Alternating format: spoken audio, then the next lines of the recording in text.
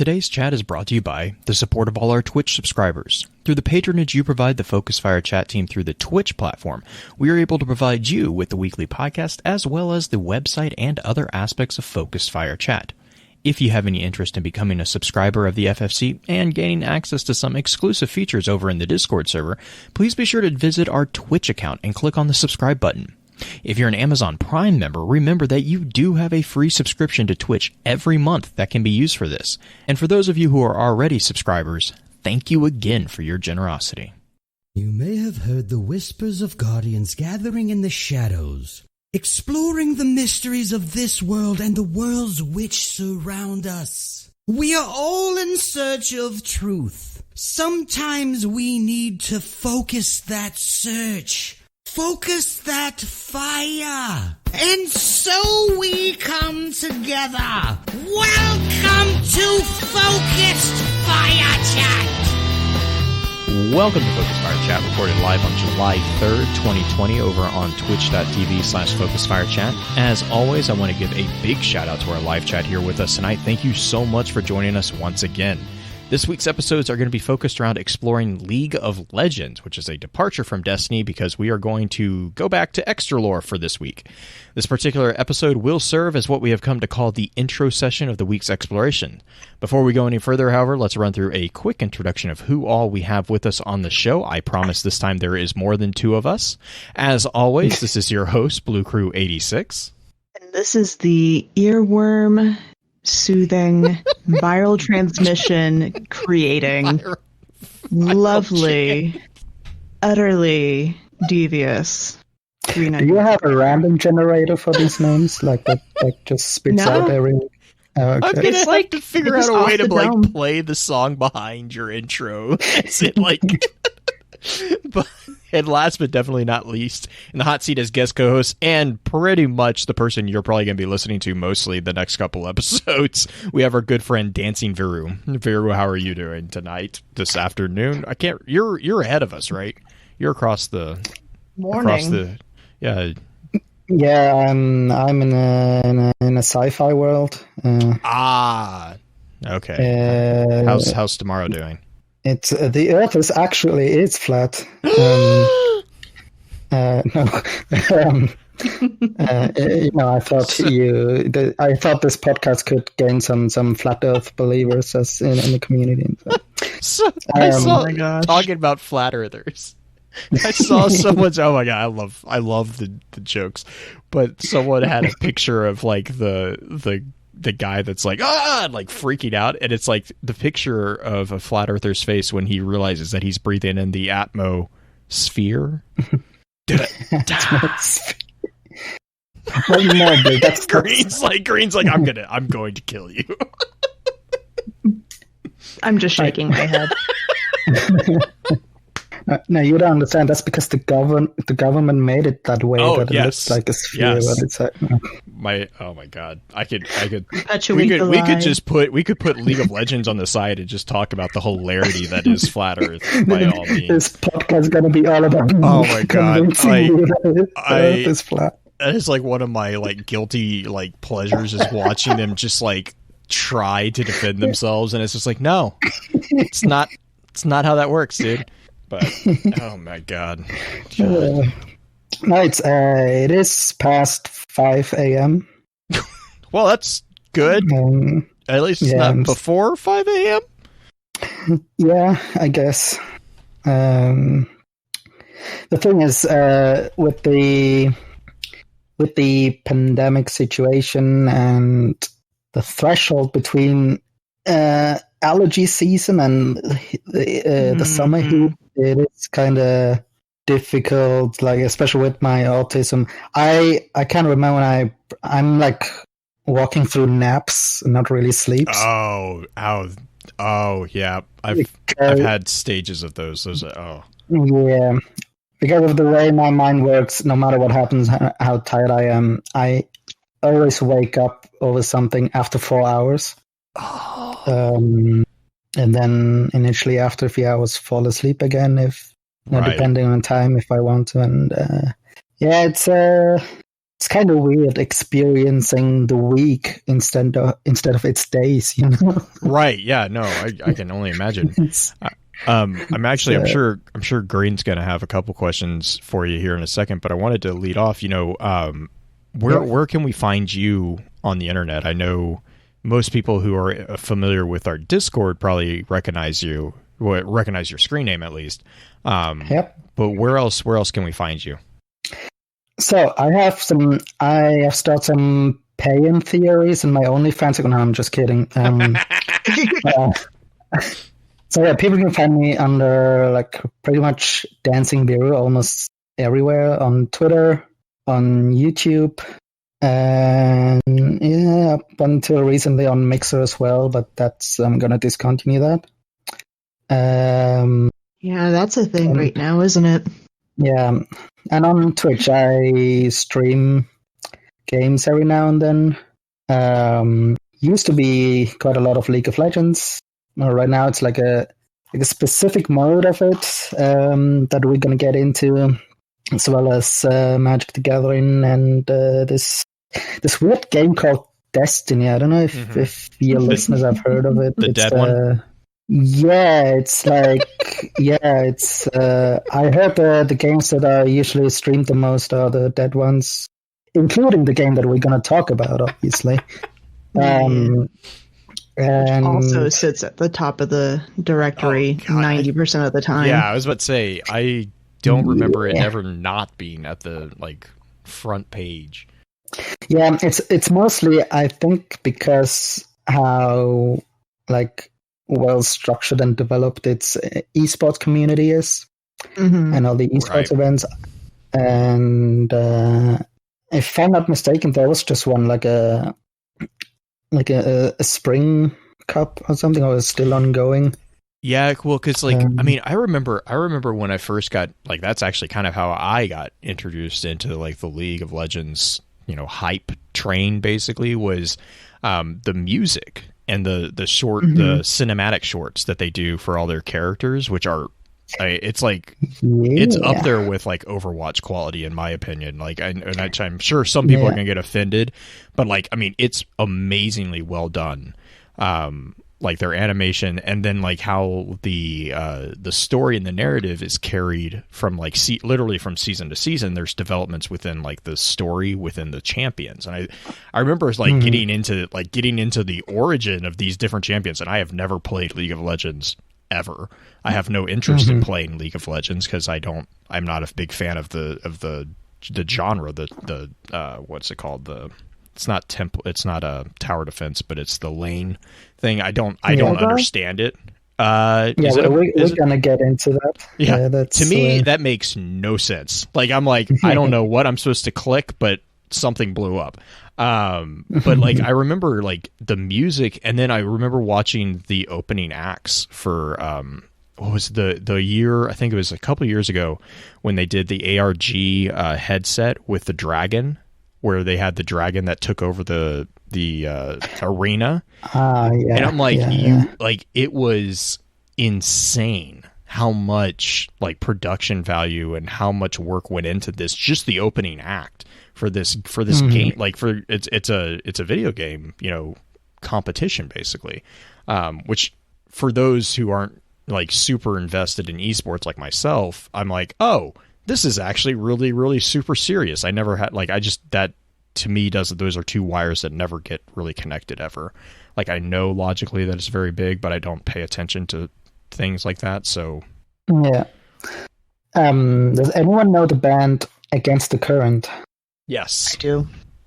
Yeah, the lead singer, Chrissy Costanza, she's in love with League of Legends, and there's been multiple collaborations between them, including her singing stage on the finales of League of Legends Championship. And she also, I can't remember if she still does, but she used to stream as well, including in one of her champion overalls. Oh wow! And there's also another streamer, Nikki Taylor, who also she's also a singer, and she's also been included in the events with her music. And if I remember correctly, one of the songs from Against the Current actually made it into the official soundtracks of League of Legends. Yes, actually, because I believe that's how I actually found out about them. I was looking through. They actually have. I mean, like, again, not something I would normally. I believe.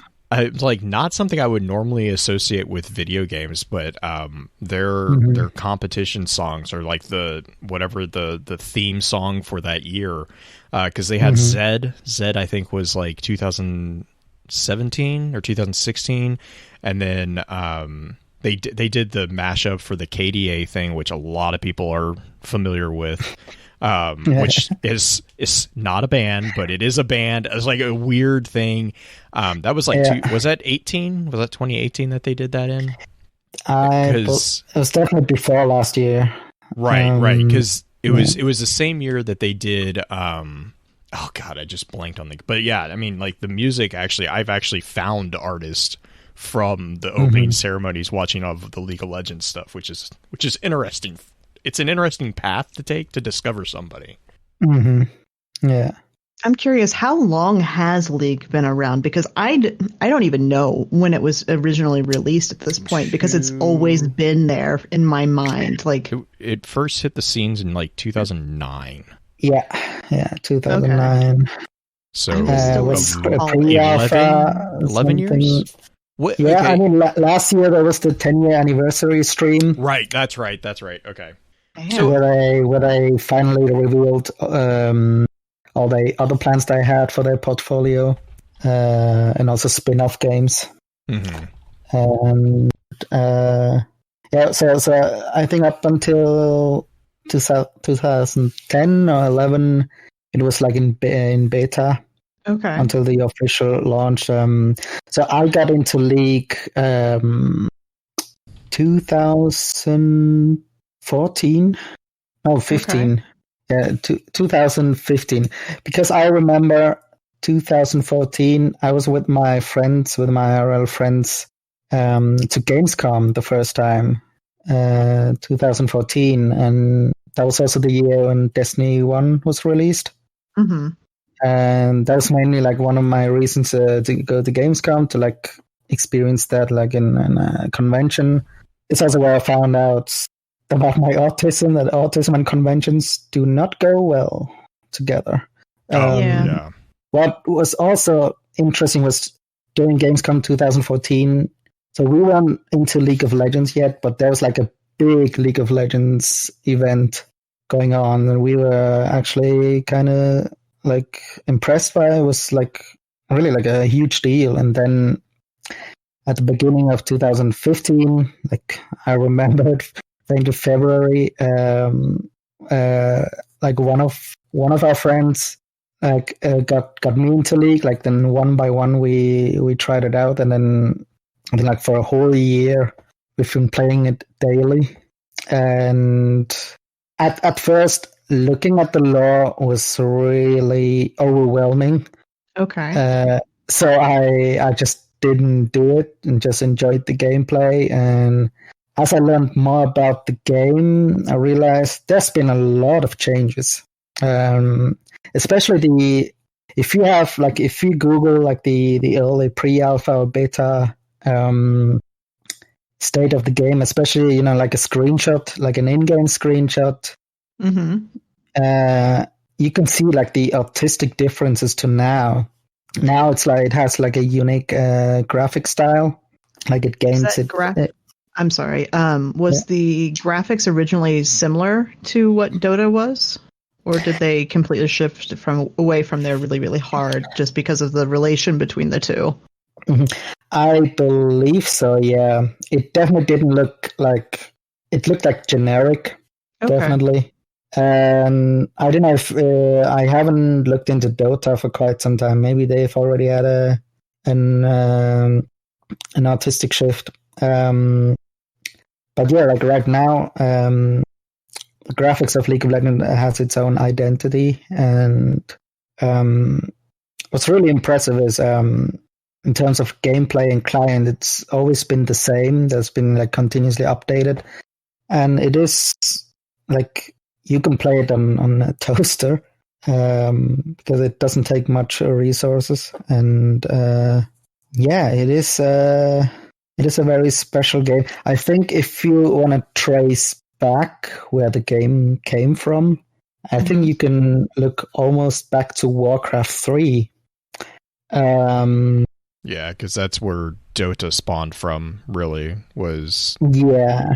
It became... Well, because it was Warcraft 3, and then Defense of the Ancients was like a derivative of Warcraft, but it was like a standalone mod. Right, yeah. And then they basically... It was so successful that I think that's when... Because I think Dota 2 is still around, but it's just not as like most people aren't as familiar with it because Riot Games is the developer producer of League of Legends, and they're just they're just really good at putting their product out where the average person will see it. And that's I think that to me was like the thing that was kind of one of the nails in the coffin, if you will, for Dota, was Riot Games just nailed the generation of hype for their product, and they just know how to market, really. Yeah. And if I remember correctly, I think maybe one of two of the original developers of League came from Dota. Yeah, I wouldn't be surprised. And I think Dota, it is still popular, but I think mainly it's during the tournaments because while the production value of League of Legends esports scene is quite massive, I think Dota still has the largest prize pool. Oh, okay. That would actually, because I mean, I think Valve backs Dota. It's an IP of Valve. Yeah, so that doesn't. To kind of go back to League of Legends, kind of with the intro piece, especially. We usually try to do what we refer to as the cocktail knowledge of stuff. I know. So like the big thing with League, right, is it has a narrative, and it's actually, you kind of mentioned this, it's a very vast narrative. And then part of the reason is that, as far as I understand, there is not a central character. Like, I think this January there's registered over 148 champions, which champions are basically the player characters that you control. The playable characters, right. Yeah. And so there's over 140 of them, and each one of them, they, correct me here, but they all have their own narrative, right? Yes. I'm sorry.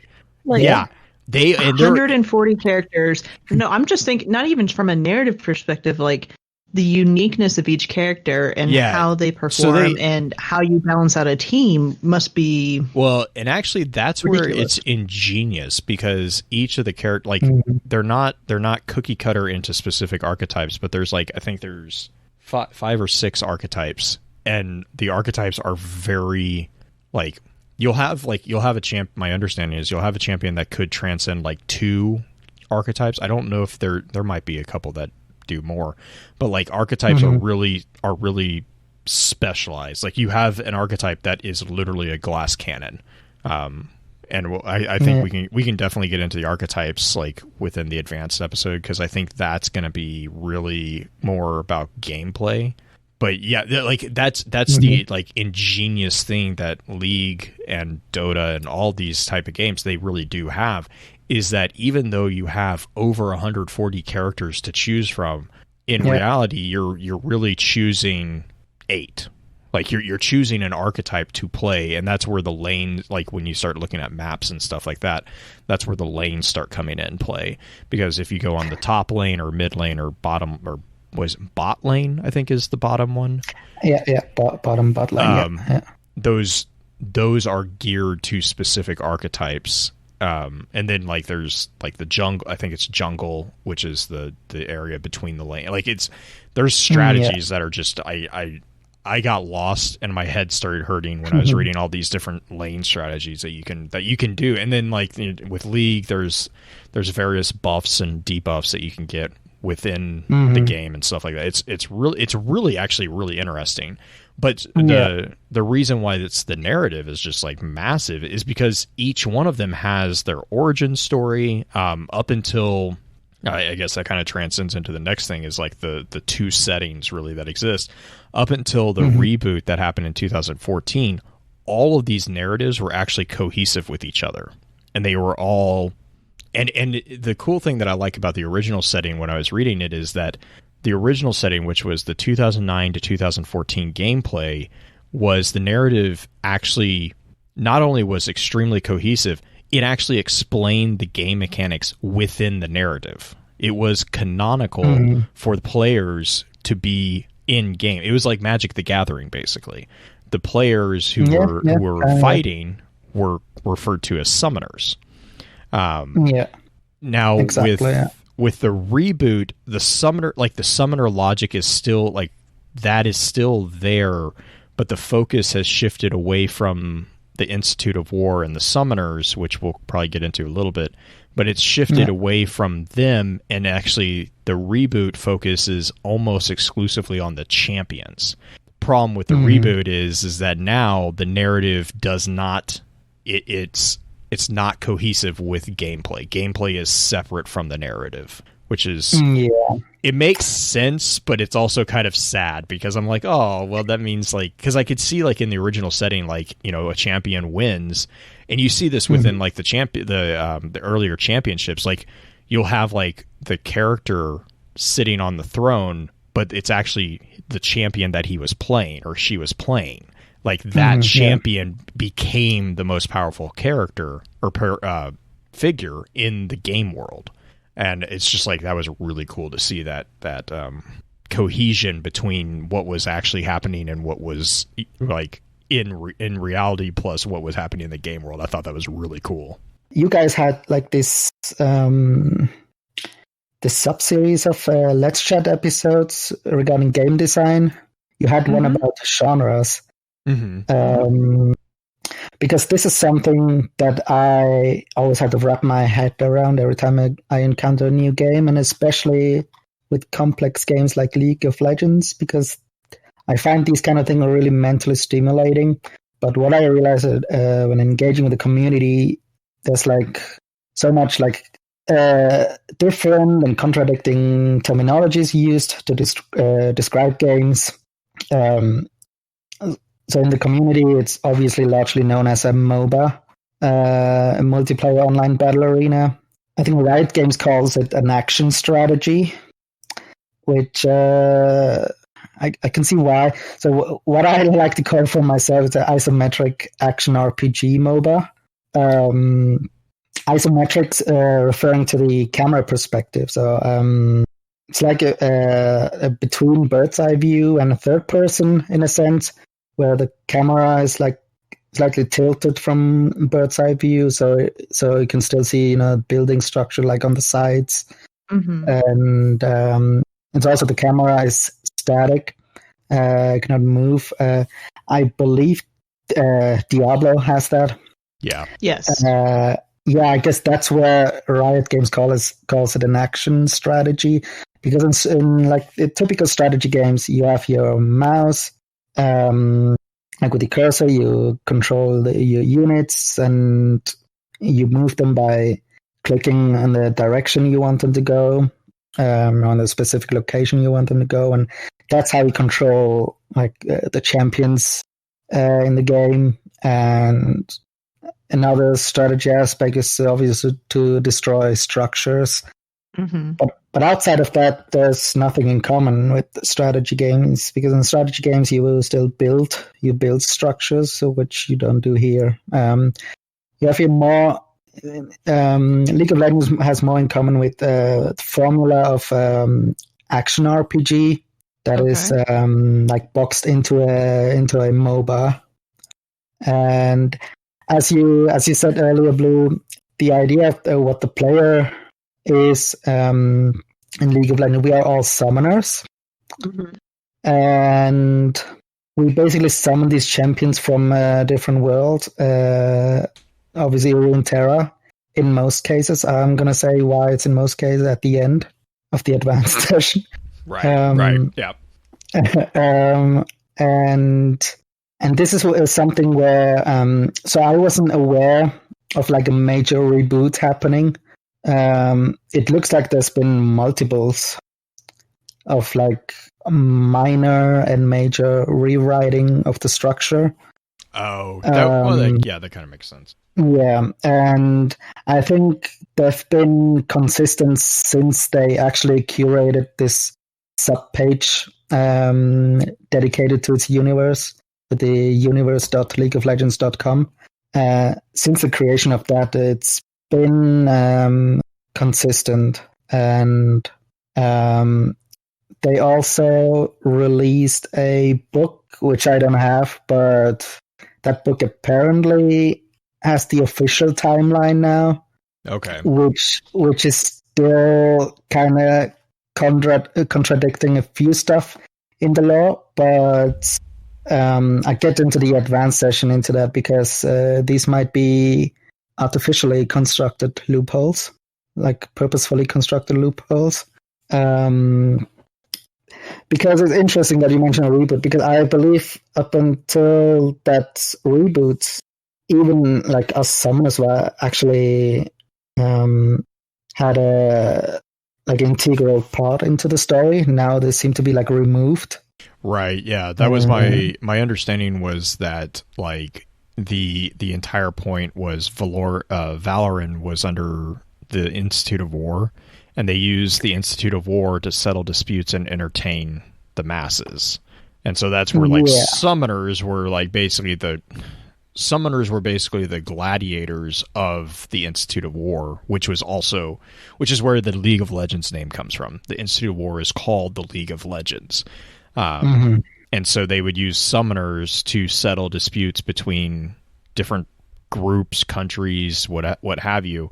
But then they would also use them to do entertainment events, like, competitions once a year that conveniently fell along the lines of reality. Like, it was, they used, like, I really liked how they kind of like explained everything that was happening through a canonical, like, in-game lore. I thought that was really kind of cool.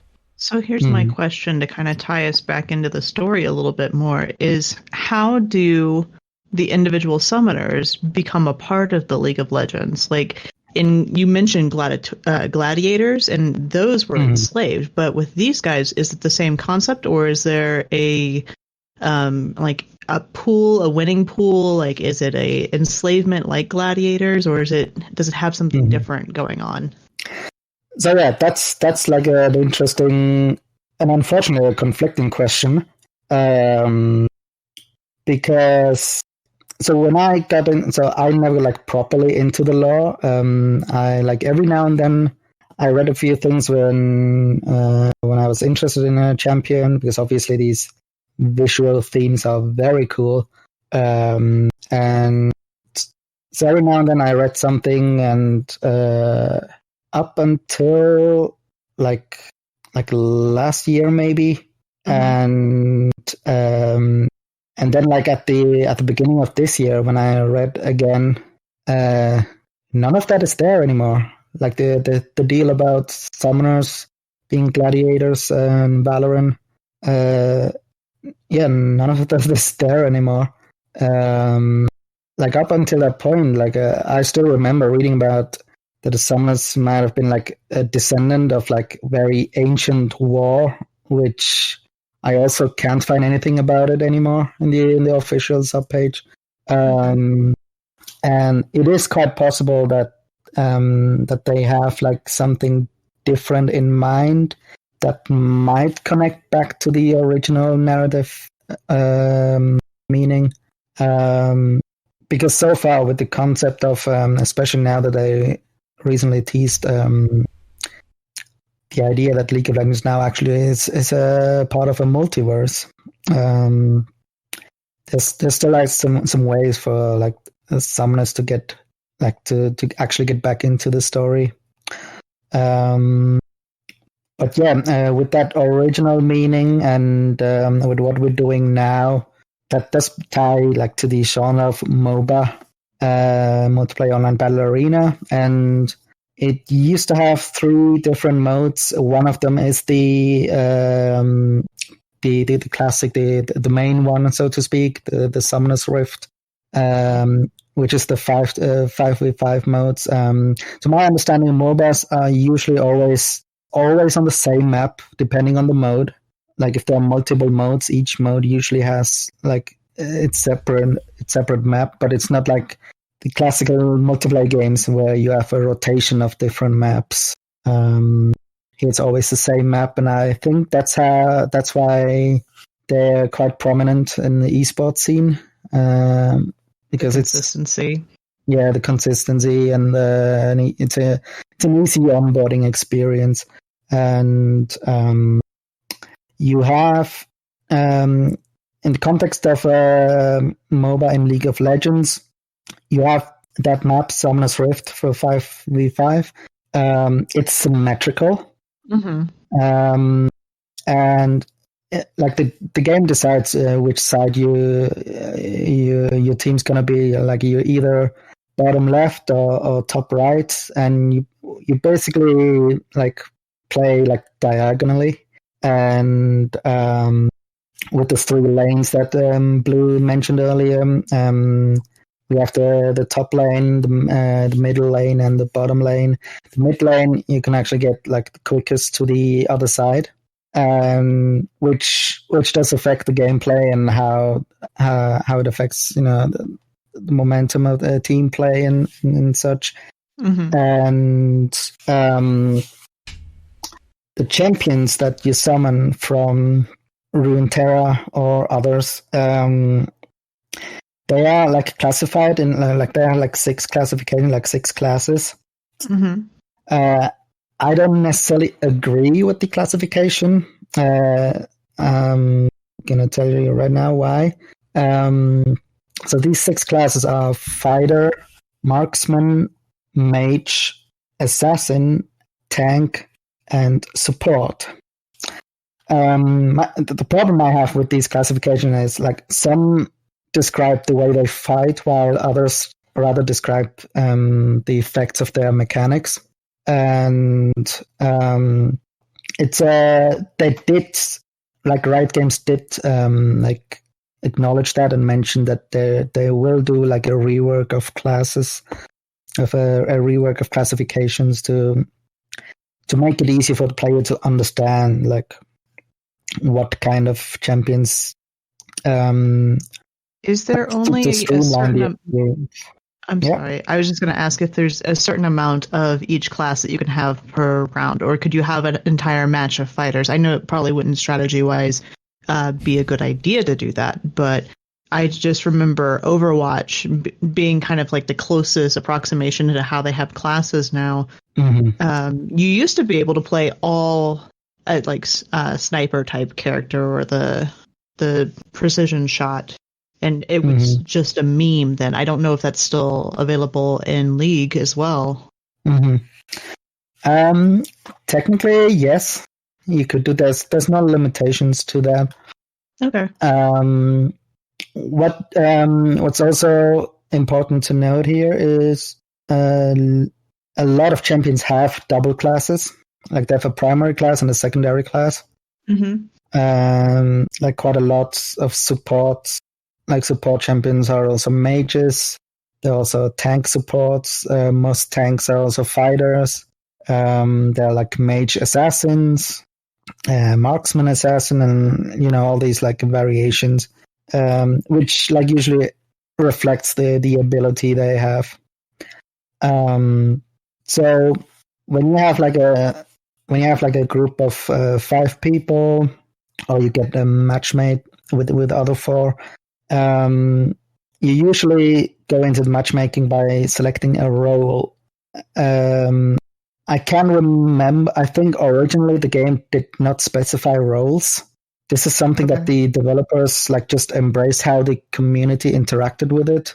I think a good comparison is what Bungie did with Gambit in Season of the Drifter, with the role-specific armors and the perks. which basically came to be by observing how the community played Gambit. And these roles are like specified. They are in relation to like which lane you play, and also, you know, as Blue mentioned earlier, the jungle, that is basically the wilderness in between the lanes. And you have one top laner, one mid laner, one jungler, and technically 2 bot laners. And among these 2, one of them is usually the support. And I'm going to tell in a second why there's 2 in bot lane. Another role that's been, I can't remember if that's already like specified in the game or if that's something from the community, the terminology ADC, which means like attack damage carry. So in the game, champions obviously have stats. The way you attack is if you just right click an enemy unit, you like basic attack them. You auto attack them with your basic attacks depending on like what the character is and its classification. This can be like melee attacks with its swords or fists, or like ranged attacks. And that attack has a stat, just called attack damage. The higher the attack damage, the more damage you deal with your basic attacks by just right clicking. And so like you don't have to aim. That's like the basic attack move you can do in the game. And there are champions that are dedicated to that stat, and usually it's those kind of champions that make it into the bot lane. And in the mid lane, it's usually like in mid lane, it's usually champions that have like high burst of damage, usually the mages and or assassins. Assassins have like high mobility. They have like usual abilities where you like engage and quickly disengage out of the battle. And the reason why they're usually in mid lane is because that's the lane where you can where you get to the enemy base the quickest. Like from mid to late game, that's where usually the entire team gathers. The top lane the top laner is usually like very isolated, and because he's isolated, it's usually a tank that you pick for the top lane, or someone with otherwise like a very sustained damage, so that the top lane can just like be by themselves without much of a help. And the goal of the game is you have a main structure in the enemy base called the Nexus. The goal is to destroy that, and as soon as you've destroyed it, you basically won. Now the game does not let you just automatically walk towards it and destroy it. There are other structures in across the lanes, and each structure that is standing in front needs to be destroyed first.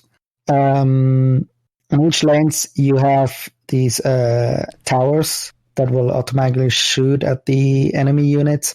Mm-hmm. These needs to be destroyed until the Nexus is free to demolish. And the Nexus does something to the game. It generates, I think they're actually officially called minions. I actually can't remember why they're called minions. So I'm assuming that's another thing that the community just embraced as a word and then it made it official. Are they kind of the grunts are the ones where you just farm them, or? Yeah, exactly. So these are the PvE ones. Okay. And they all spawn simultaneously for each lane. It's always a group of, I believe 6, 7 of different type of minions, like sword minions and caster minions, and sometimes I think every second or every third wave there's also cannon minions. and they can like only do like basic attacks, and they do like minimal damage. And they all spawn simultaneously from the enemy nexus as well as your nexus, and they all like simultaneously walk to each of their lane, and until they collide with the other team's wave. And essentially, your goal in the game, like in order to destroy the structures and destroy the nexus, you obviously have to become stronger. Mm-hmm. The game has a level system for each game. You start with level 1, obviously. The maximum is level 18. And you have an XP bar. Every time you kill something, you gain XP, as well as gold. And what's important with gold is that's like actually the main reason why you have these minions to farm, as you said. Mm-hmm. What's important here is, and that's where the first skill comes that you're gonna learn when you go into the game, the ability to last hit minions, because you're not the only one who hits them. Your friendly minions hit them automatically. You don't have any control over that. Okay. But you have to be the one who does the last hit in order to get the kill and the gold. Otherwise, it's wasted. I see. And obviously, yeah. I'm sorry. Does it help build any of your cooldowns to get kills? Is it like building super energy almost, or? No. What it does is you have in your base an item shop, mm-hmm. and this is where the action RPG aspect has an influence in it. There are a plethora of items you can buy, and these are all to like build up your stats and also to gain some like special traits and perks. It's like, I feel like the best way to describe it is, imagine Destiny, but you don't have any weapons. Like you have like basic weapons at the start of an activity, and throughout the activity is where you gain other weapons and mods and like experiment with them until the activity is over. While you have like your champion with its own unique abilities that are always already set, and each game is always the same. With the itemization, you can like have a unique gameplay experience each match. Obviously, you can upgrade your items. If you buy, every item starts with like the first tier, like I call it the ingredient items. They provide like some minor bonuses, and as you play, as you gain gold, you can upgrade them. You have like an item UI where it also shows like the building path of items, where it shows like how you like which other items you have to build to buy a second tier item and then a third tier item. And initially in the end game, by the time your champion is level 18, you want all your items to be like in the last tier. Mm-hmm. But yeah, like the itemization is what gives like each match of League of Legends its uniqueness. Because while I'm, for example, a player who's like, I like to like main like a handful of champions. I'm actually quite fine with just a handful of champions, and just like usually play with the same champions. I'm also mainly a support. Support class, best class. Hell yeah. You know, the reason why I always play support is because I suck and at 1v1s, and healing friendly teammates is easier because you don't have to aim stuff. So, you have more targets and there's less pressure. Why wouldn't you go that way? Yes, and I won't hurt my teammates. Yeah, so. Exactly. One of the reasons why I took quite a break from League of Legends is if you're evenly matched, and especially if you're evenly matched and both teams make mistakes and can't take advantage of the other team's mistakes, the game can go from 50 minutes to an hour. Wait. Whoa. I had to unmute for that. 50 minutes to an hour? Yeah, Okay. when Mistakes were made. Mistakes were made. when both teams are so even but also can't take advantage of the enemy's team's mistakes, then the game can go. I mean, there's technically no limit. Like, there's no time limit. And yeah, like my friends and I, we had a game where it was over an hour, and we planned to do more matches. But after that, an hour plus game, we're done for today. Because if you're I don't know if lucky is the right word. If you get matched with a complete uneven team, like way below your level, the game can be done in 15 to 20 minutes.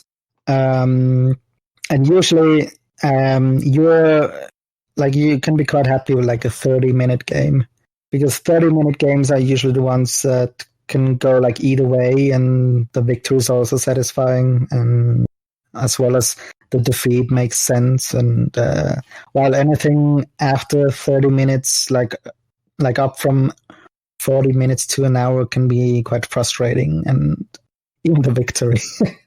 But yeah, that's why I don't play ranked, because that's a whole different hellscape. So is that what happens in tournament settings? They just go on and on and on, or is it a little bit more guided then? So depending on the phases of the tournaments and the stages, you either have a best of 3 or a best of 5, and yeah, it can be quite long.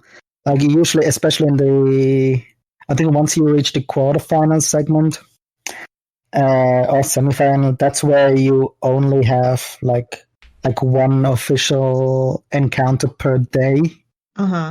Because of the different because it's a best of 5, and these matches can go quite long. And yeah, esport games especially, since it is very competitive, and very they're all pro players. They're at least 30 minutes. Okay. And that's about normal for like a lot of esports matches that I've seen. Yeah. But as you go towards the end of the official tournaments, the game can go longer, much longer, and that's where so Riot Games has its own in-game on their side like a viewer mode that we get to experience as a viewer on stream, and they have like all these tools where they can also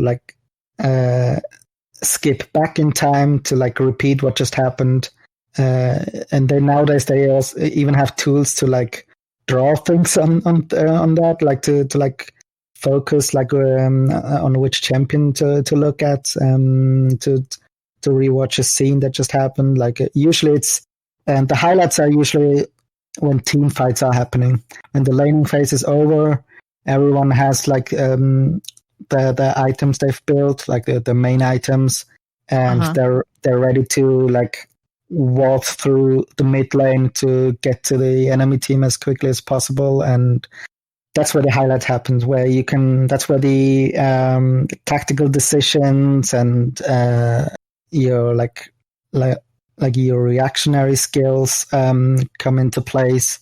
And that's also where your chosen classes and abilities come to fruition, and where you get to shine, because tanks, obviously you want them in the front line, and obviously in turn you don't want to waste your abilities and your attacks on a enemy tank, because your abilities, after using them, they will be put on cooldown for a few seconds, and then you have your assassin who can flank the enemy team by taking a different route.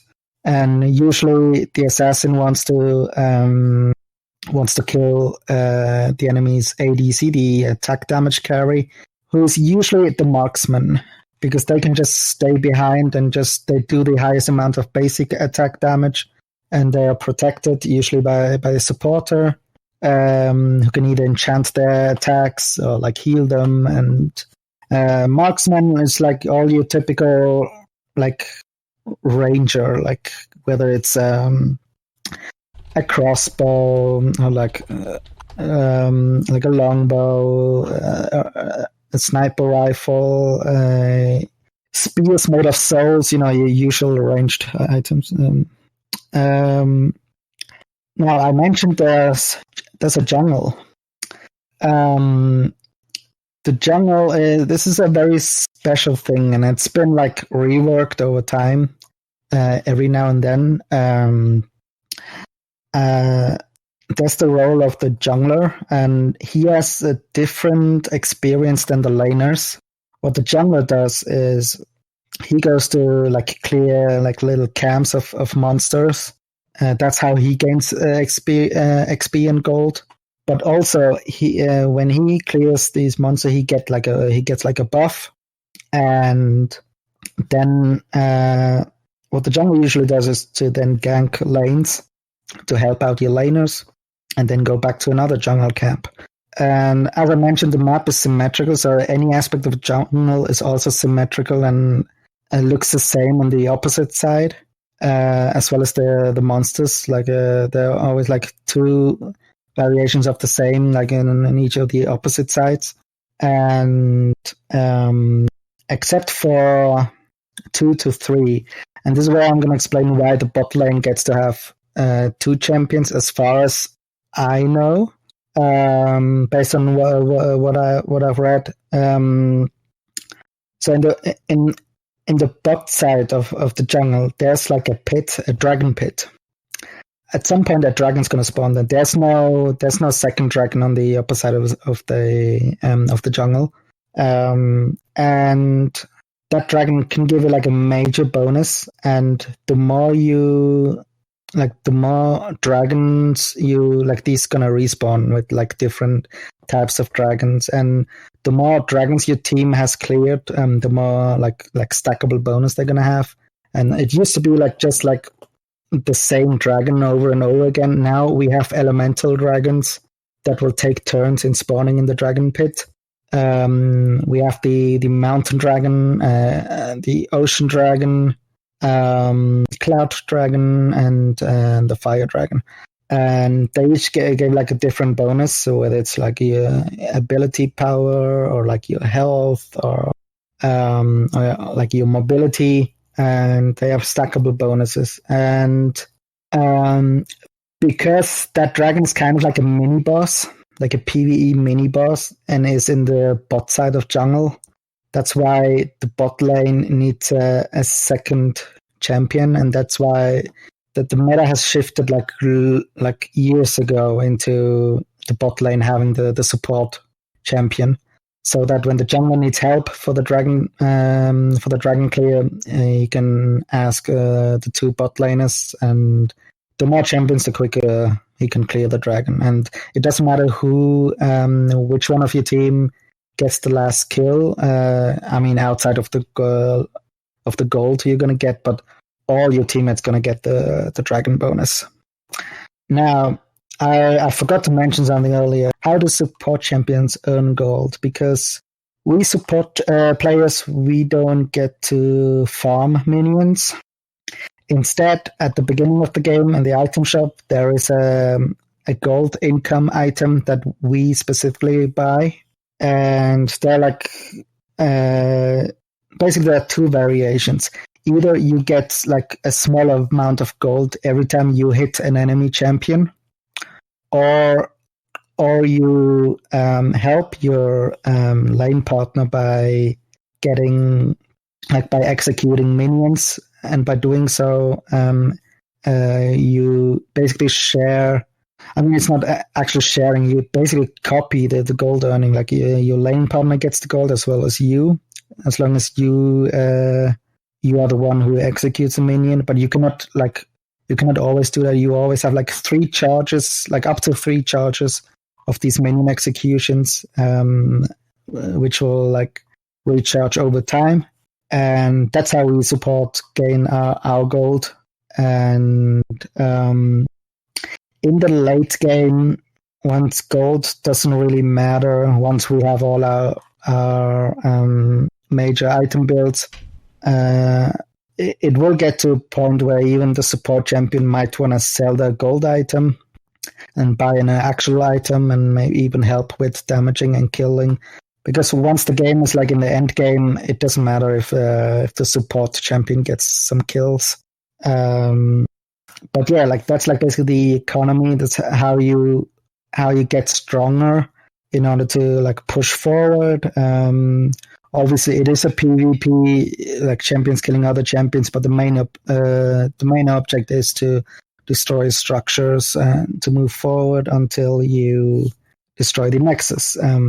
The game also has like an optional like PvE boss battle segment that, depending on if you need it, you can do, but the enemy team has access to that as well.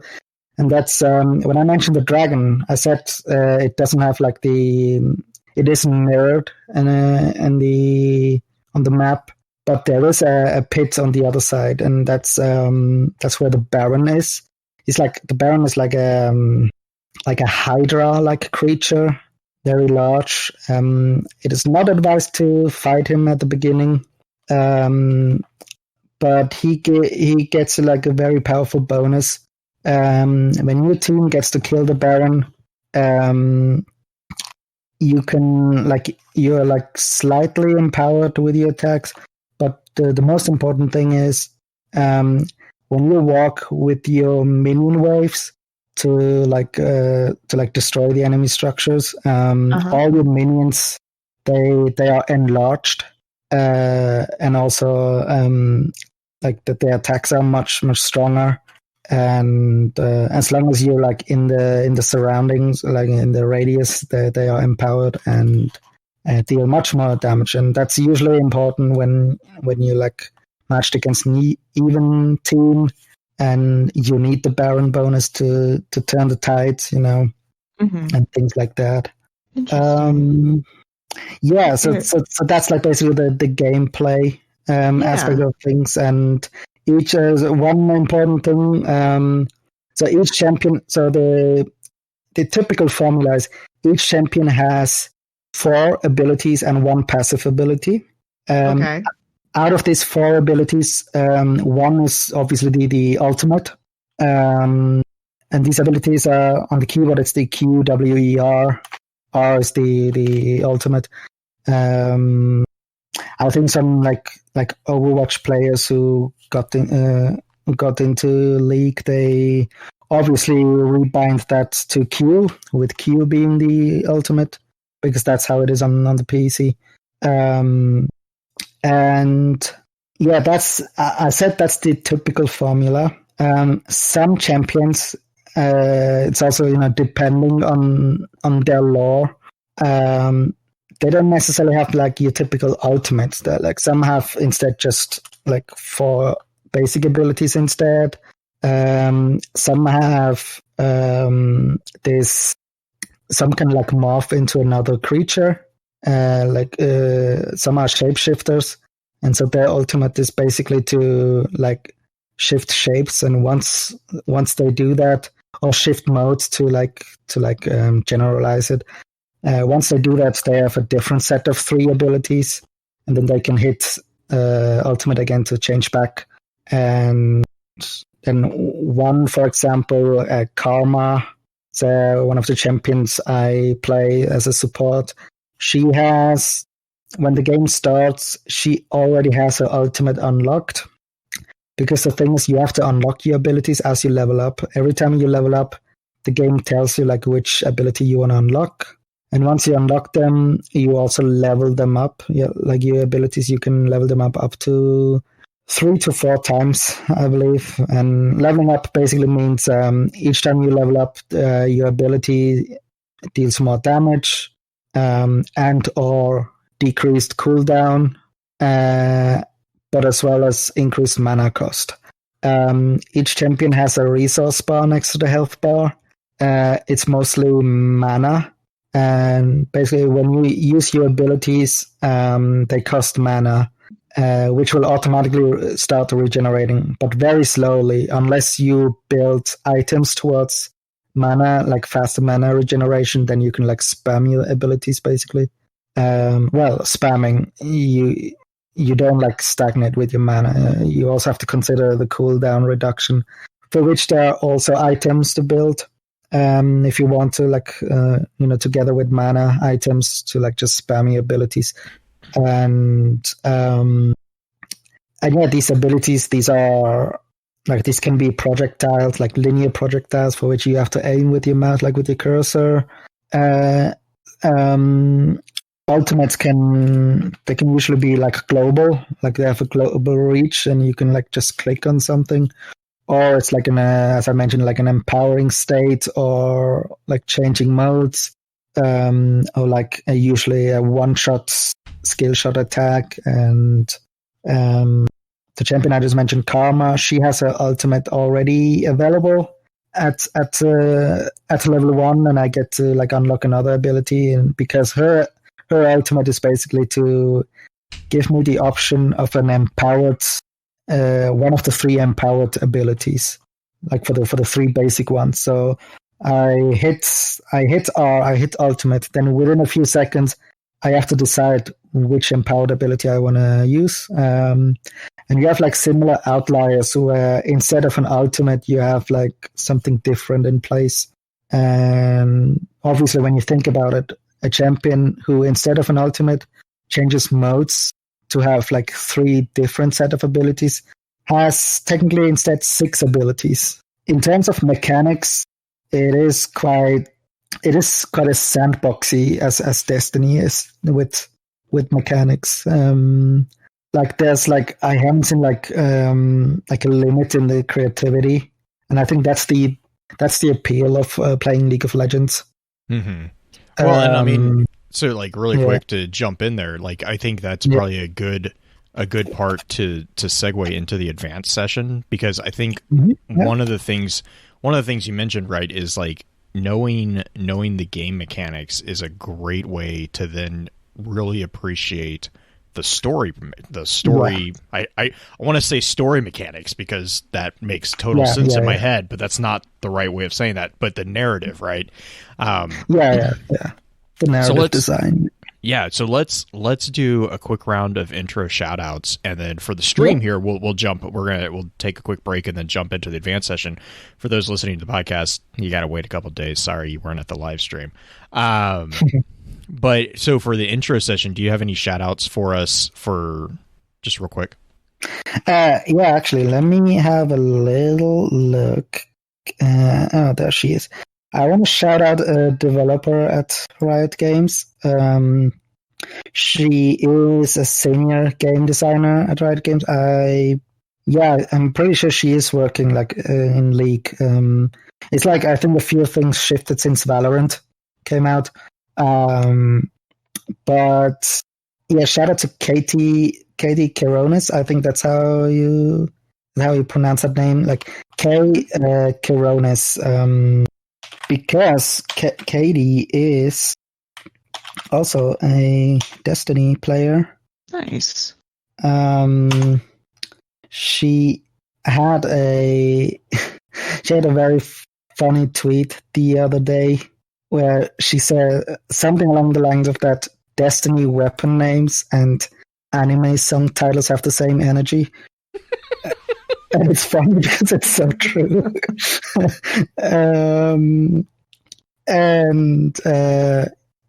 It is. I'm gonna like at the beginning of the advanced session, I'm gonna like there are actually quite some bridges between Destiny and League of Legends you might not be aware of, which I'm gonna. Oh, that's cool. Start with for the storytelling aspect. But yeah, that's where my shout out goes. Cool. Green, what about you? Nice. My shout out goes to you, Blue, and Orchid for coming up with the most brilliant accidental try to annoy Green that Green then turns to annoy everybody, because if I have to suffer, all of you have to You're suffer. all insufferable. You're all insufferable. So it's shoutouts to you two. And shoutouts for Viru for putting in so much into this episode, and I'm sure we're going to hear a lot more about it. You did a ton of work, and I know that was kind of a it's been rough lately, and I appreciate you more than you know for wanting to hop on and help us out with it. Oh, you're very welcome. Thank you. Blue? Just really a shout out to Green and Orchid for putting up with the idea. Like I remember when Green first said the throwaway comment for this stupid song, I was like, oh, it's like this. And then Orchid messaged me. She's like, you need to do it. You need to do it this way, and I'll write the lyrics for you. So then it was like, it snowballed quickly. It did. But no, really, really big thanks for those two putting up with the randomness that is our brains at sometimes. But oh my gosh, watching the comments has made my day. But as always, I want to thank you for your time, and until next time, remember, with wisdom we conquer. Stand strong, stand tall, and keep exploring. With that, we'll begin to wrap the chat up. Thank you again to those over on Twitch for coming to spend your evening with us. If you'd like to join us for the live streaming of the episodes, please be sure to give us a follow over on twitch.tv/FocusedFireChat. Links to all our episode archives can be found at www.thelorenetwork.com. Please be sure to email us at focusedfirechat@gmail.com with any comments and or questions for the team concerning the podcast, and let us know how we're doing by giving us some feedback and a rating over on iTunes as well. So until next time, focus your fire and may your light shine bright.